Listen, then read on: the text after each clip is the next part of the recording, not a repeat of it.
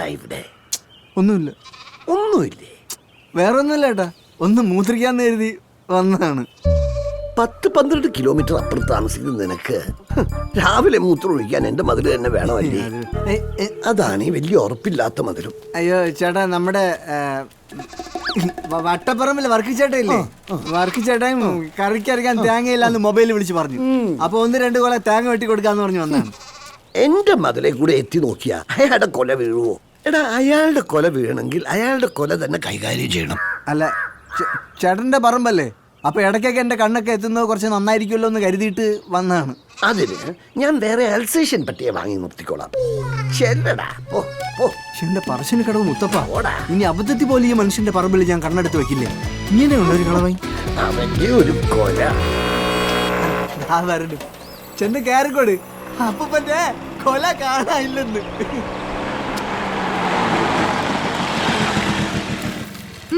ഇറങ്ങിറങ്ങ, അമ്മാള് പോയി മുറ്റം അടിക്കും. ശരി ചേച്ചി. ഡാ കുട്ടപ്പായി, ആ പറമ്പിൽ വല്ല തേങ്ങ വീണ്ടുണ്ടോ നോക്ക്. അകത്തേക്ക് വല്ലം ചെന്നിട്ട് പോരെ പുറത്തെ പണി. നിനക്കൊക്കെ ഒരു ദിവസമെങ്കിലും കൃത്യനിഷ്ഠ പാലിച്ചൂടെ? ആഗ്രഹമില്ലാഞ്ഞിട്ടാണോ ബഡ്ഡി? മനസ്സ് സമ്മതിക്കുന്നില്ല. ഈ വെളുപ്പാങ്കാലത്ത് മൂടിപ്പോച്ച് കിടക്കാൻ എന്നാ സുഖമാണെന്നറിയാവോ? എടി, ഞാൻ പലതവണ പറഞ്ഞിട്ടുണ്ട് ഈ പാഷാണത്തെ കൃമിയെ കൊണ്ട് ഇവിടെ വരരുതെന്ന്.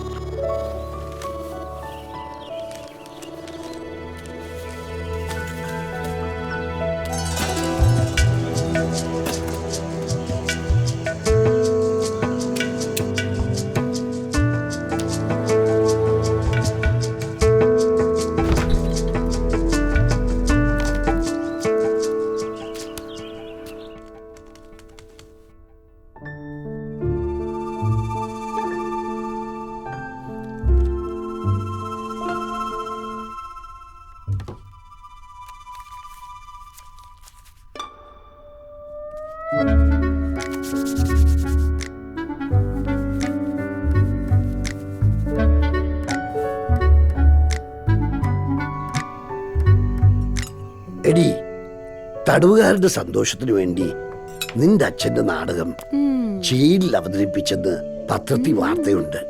അതവരെ സന്തോഷിപ്പിക്കാൻ വേണ്ടിയൊന്നുമല്ല, തടവുകാരുടെ ശിക്ഷാവിധിയുടെ ഭാഗമാ. എടി, ഇങ്ങനെയൊന്നും പറയല്ലേ. ഒന്നുമില്ലെങ്കിൽ നിന്റെ അച്ഛൻ ഒരു വലിയ നടനല്ലേ? പിന്നെ വലിയ നടനല്ലേ, പക്ഷെ ജീവിതത്തിലാണെന്ന് മാത്രം. വിശ്വസിച്ച് കൂടെ ഇറങ്ങി വന്ന ഒരു പാവം പെണ്ണിനെയും അതിലുണ്ടായ 3 മക്കളെയും വഞ്ചിച്ചിട്ട് വേറൊരുത്തിരെ കൂടെ കൂടാൻ ഒരു മഹാ നടന് മാത്രമേ കഴിയൂ. അതൊക്കെ പഴയ കാര്യമല്ലേ, വിട്ടുകള. ഔസേപ്പേട്ട, ഞങ്ങളെ ഒളിച്ച് അമ്മ ഒറ്റയ്ക്കിരുന്ന് കരയുന്നതും ഈ പിള്ളേരെ വളർത്താൻ വേണ്ടി ഞാൻ ഈ വീട്ടിലെ എച്ചില് വാരുന്നതിനും ഒക്കെ കാരണം ആ മഹാ നടന. എനിക്ക് ആ മനുഷ്യനെ പറ്റി ഒന്നും കേക്കണ്ട. ചേച്ചി ഒരു തമാശ പറഞ്ഞല്ലേടാ, വെറുതെ എന്തിനാ എന്റെ കൊച്ചിനെ വിഷമിപ്പിച്ചേ? ശരി ശരി, ഞാനത് വിട്ടു. നിങ്ങൾ വിട്ടോ? ചോറും കറിയും പാചകത്തിൽ ഇരിപ്പുണ്ട്. രാത്രിത്തേക്കുള്ള ചപ്പാത്തി ഫ്രിഡ്ജിൽ ഇരിപ്പുണ്ട്. ചൂടാക്കി എടുത്ത് കഴിച്ചാ മതി. എന്നാ പിന്നെ വണ്ടി പോട്ടെ, വണ്ടി പോട്ടെ. അങ്ങനെ വണ്ടി പോയാലെങ്ങനെ? ഇന്ന് 1-ാം തീയതി അല്ലേ? അത് മാത്രം 3 പേരെ ആരും ഓർമ്മിപ്പിക്കണ്ട. ഇന്ന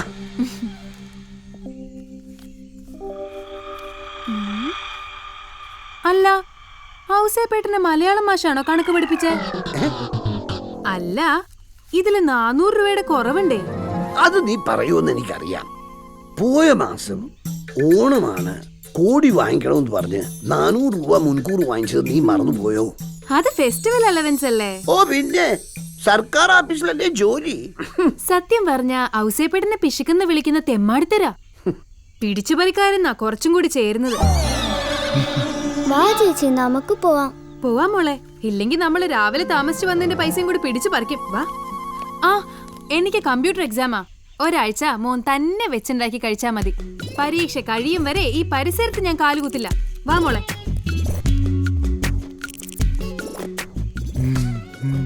ഈ വണ്ടി ഇതുവരെ സ്റ്റാർട്ട് ആയില്ലേ? അല്ല ചേട്ടാ, ഞാൻ ഒരു കാര്യം ചോദിക്കാൻ വിട്ടു. എന്താ? ചേട്ടന് കൊളസ്ട്രോൾ ഉണ്ടോ? ഇല്ല. ഷുഗറോ? ഇല്ല. BP? ഇല്ലേ ഇല്ല. ഓ, എന്താ മോനെ? അതല്ലേ ഏട്ടാ, ഇതൊന്നും ഇല്ലാത്ത ഞങ്ങളുടെ അപ്പുറത്തെ വീട്ടിലെ വറീതി ചേട്ടൻ ഇന്നലെ രാവിലെ ഡിം. അല്ല, ഇതൊക്കെ ഉണ്ടെങ്കിലേ ഒരു മുന്നറിയിപ്പ് ഉണ്ടാവുകയെ. അതാ. കൂട്ടും കേട്ടവനെ.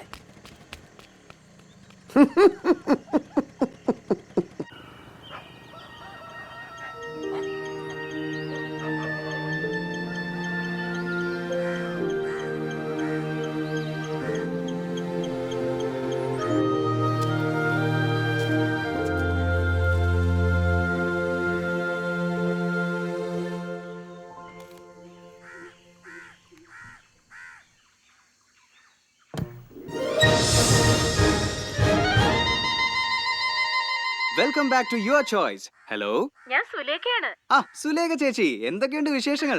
നല്ല വിശേഷം. എന്നെ എങ്ങനെ ഇത്ര പെട്ടെന്ന് മനസ്സിലായി? ഈ സ്വീറ്റ് വോയിസ് എങ്ങനെ മറക്കാൻ പറ്റും ചേച്ചി? എന്തു പറ്റി? കുറച്ചു നാളായല്ലോ വിളിച്ചിട്ട്. ഏട്ടൻ പട്ടാളത്തിൽ നിന്ന് ലീവിന് വന്നിരുന്നു. 2 മാസം പുള്ളി വീട്ടിൽ നിന്ന് പുറത്തിറങ്ങിയതേ ഇല്ല. എന്നിട്ടിപ്പോ പോയോ? ദാ ഇറങ്ങിയിട്ടിപ്പോ 2 മിനിറ്റ് പോലും ആയില്ല. Very good. ചേച്ചി ഇപ്പോഴും ആ ഹൗസിംഗ് കോളനി തന്നെയല്ലേ താമസം? അതെ അതെ, അവിടെ തന്നെയാ. മാറുമ്പോ അറിയിക്കോ? അത് പിന്നെ ഞാൻ പറയാതിരിക്കോ? Okay okay. ചേച്ചിക്ക് ഏത് സോങ്ങാ വേണ്ടത്? നാണമാവുന്നു മേനി നോവുന്നു എന്നുള്ള പാട്ട്. ഓക്കെ, അപ്പൊ നമ്മുടെ സുലേഖ ചേച്ചിക്ക് വേണ്ടി നാണമാകുന്നു മേനി നോവുന്നു എന്ന പാട്ട്.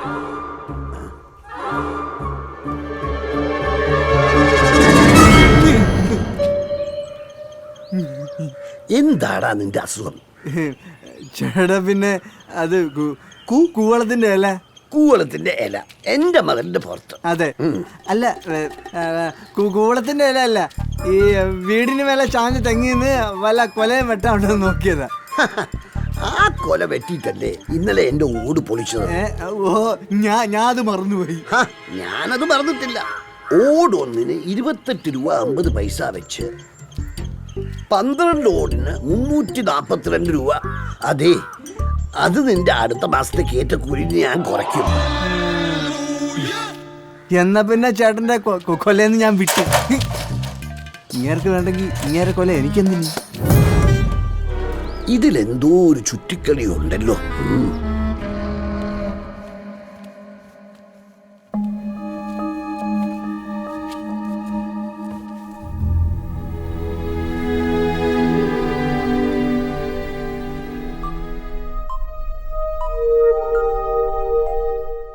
Welcome back to your choice. ഒരു ഉഗ്രൻ പാട്ടാണ് നമ്മളിപ്പോ കണ്ടുകൊണ്ടിരുന്നത്. ഇനി നമ്മുടെ അടുത്ത കോളർ ആരാണെന്ന് നോക്കാം. Hello hello hello. ഞാനേ ആദ്യമായിട്ട് വിളിക്കുക. ചേട്ടാ, ആ ടിവിയുടെ വോളിയം കുറച്ച്.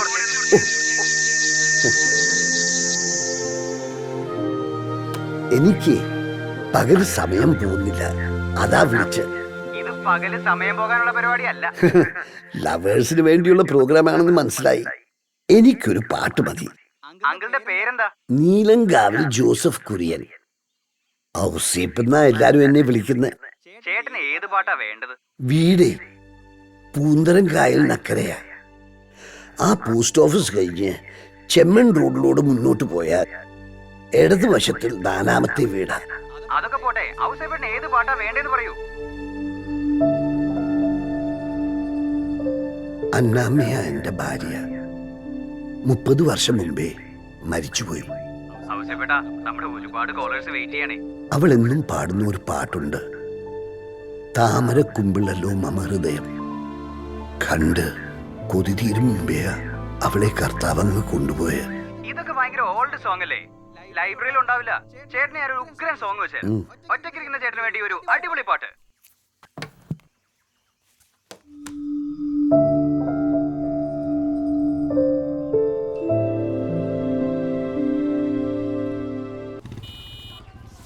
അയ്യോ പോണ്ടേ, ഇനി വൈകിയ കള്ള് തീരും.